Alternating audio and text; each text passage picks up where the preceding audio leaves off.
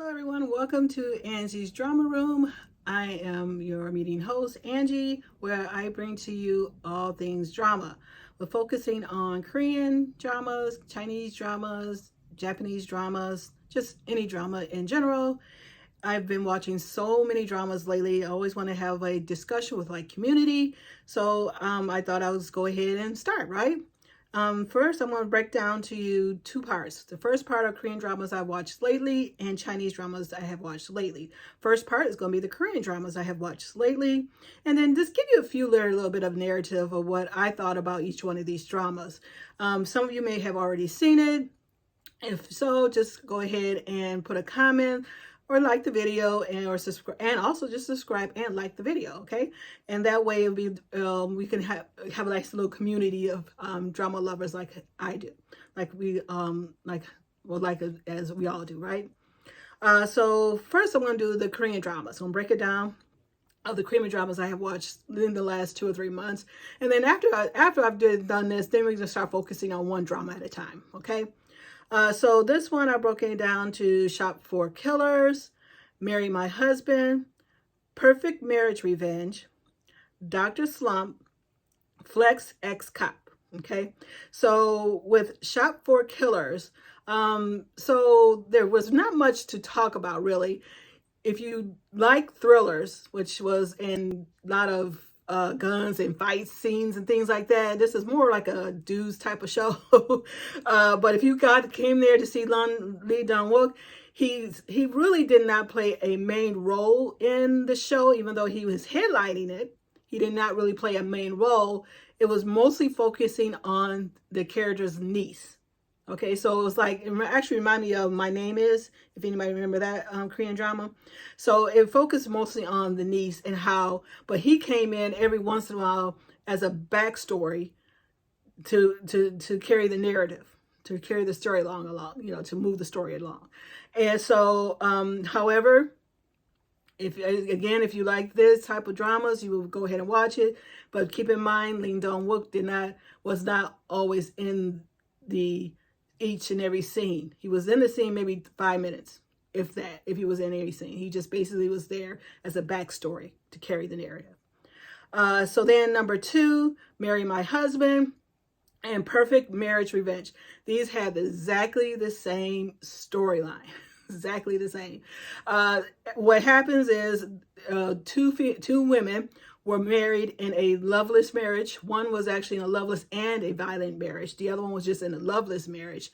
And things happened where they died, but then they go back in time to the point before they got married. Okay? So with Perfect Marriage Revenge, this is with Park Min-young. She was a female lead. So these are female lead shows. These two right here are female lead shows.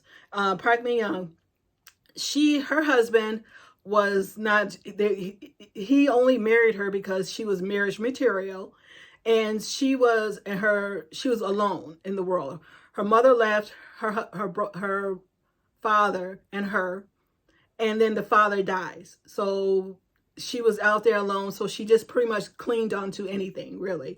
And so her estranged husband knew what to say, knew what to talk, just basically swoon her, even though he was himself wasn't even had a good character. So, but she married him. Then he quit his job, and then she was still having to he took out a lot of loans, so then she had to pay it back, and he's like, well, what are you coming to me for? And so it was just a big thing. So then she develops cancer, and then her husband didn't want to pay the bill, her medical bill, so she had to go home. And when she went home, she found that he was having an affair with her best friend, who has to be the psycho best friend.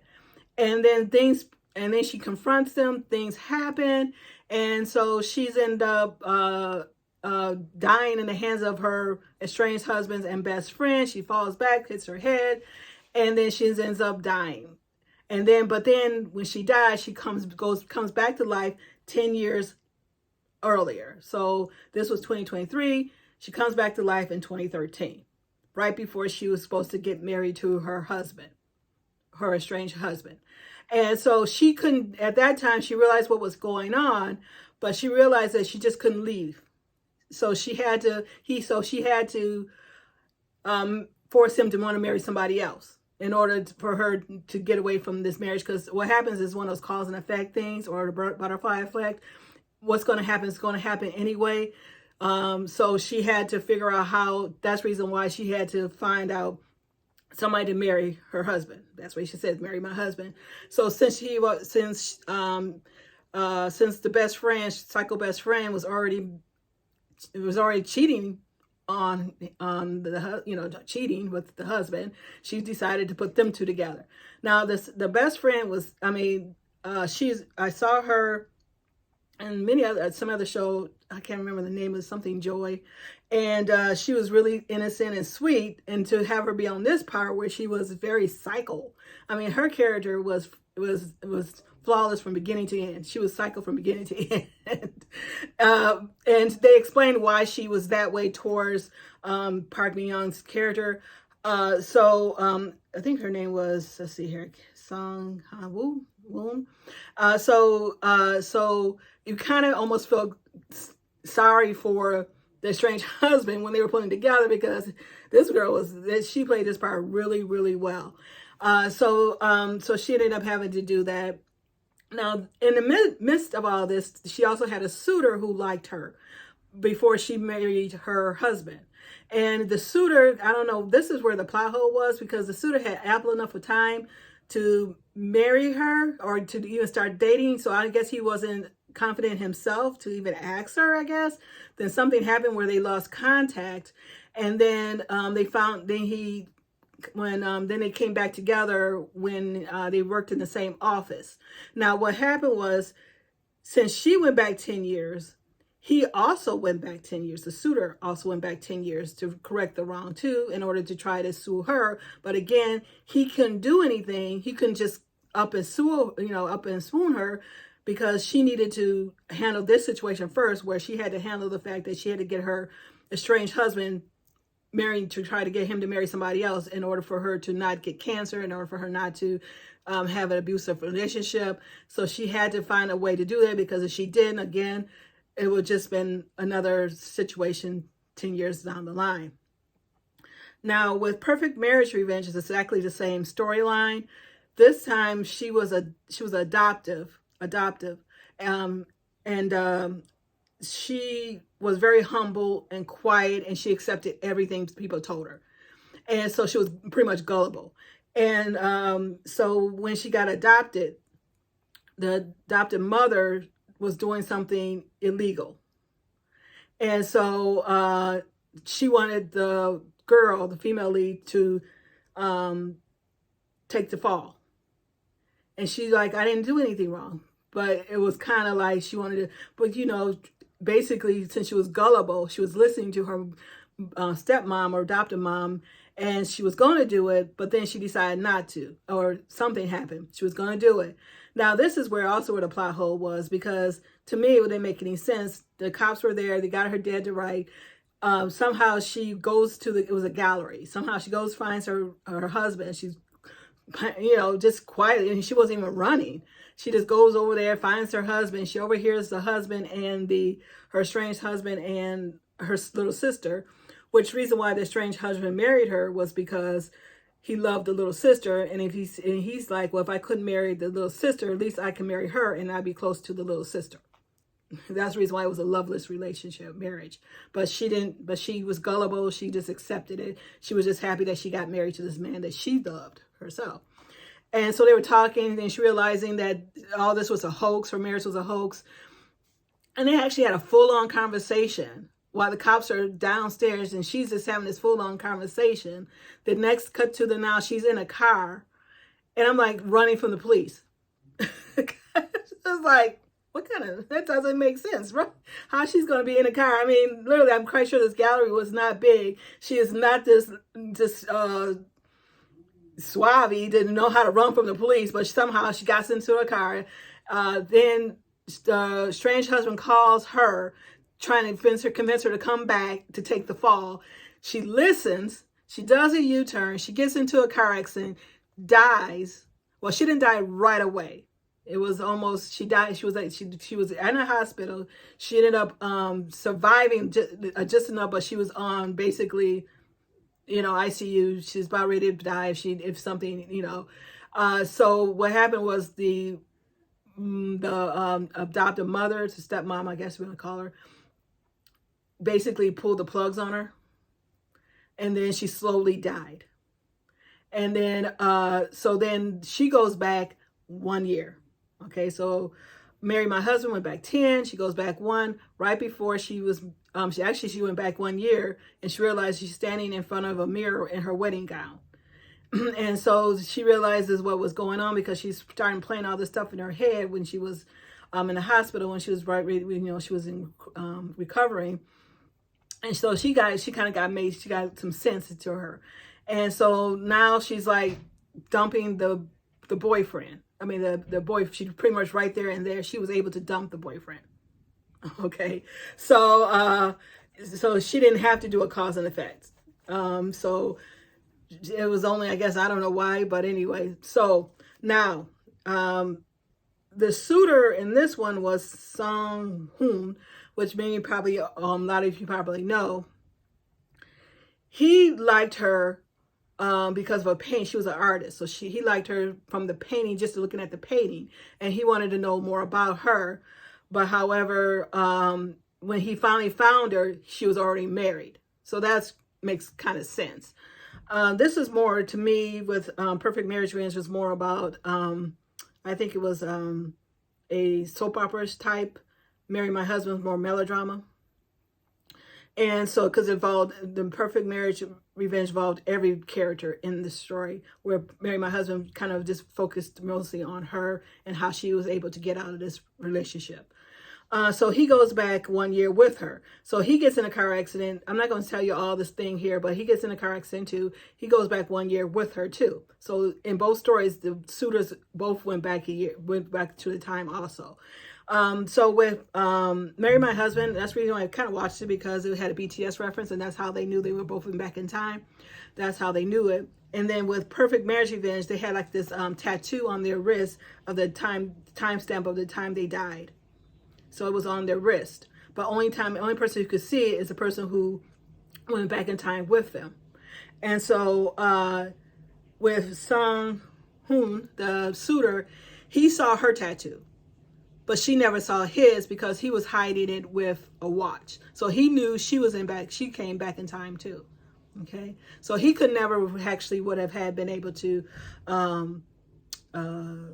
date her, because she was already married by the time he found her. Okay, so that's pretty much a good narrative. But the only thing I really kind of thought was weird when she escaped the police, which, I mean, she's not that suave type of person who would have known how to escape the police, but it is what it is. So those two are exactly the same story. Now, Dr. Slump, that just went off the air. Now, this one, Park Shin-hye and Park Han-sik, they're both of them a high top ranking Korean actresses in Korea. Even the supporting role, it was really, they had really top notch actors and actresses in it. However, the story itself fell short. There seems to me, even though these they are very good actor and actresses, the chemistry between the two really did not fit. It just seems like they knew each other too much. Even they just knew each other because they've been in acting for a very long time. They've been in the same show together. They were in Airs, which I did watch that too. So I think they just knew. I think it was just too much familiarity for them to try to be like a couple on screen couple, because the chemistry between the two just kind of didn't fit. However, it was very good acting when they had to be there. So the acting was really good. It's just the banter between the two. It just seemed like they were brothers and sisters, just play, how you just fight your sister, your brother, if you had any children, if you had a brother and sister. It was just a playful band. It just wasn't there. But however, it kind of just kept turning into it, because it was what it was, right? Because you wanted to see the two characters on screen. FlexXCop. Again, this one was it was pretty good.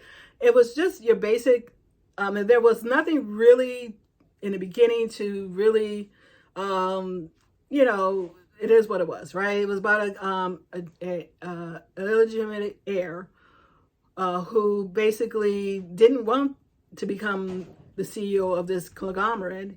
He kind of just was what he was. He just basically, you know, used money. He was just a renegade type of guy who just goes out and does different things, just like just spend money. They just gave him money. He just spends it, basically. And so things happen where in order to cover up what was happening and basically the cops were being shamed, they said, well, since he was also very smart.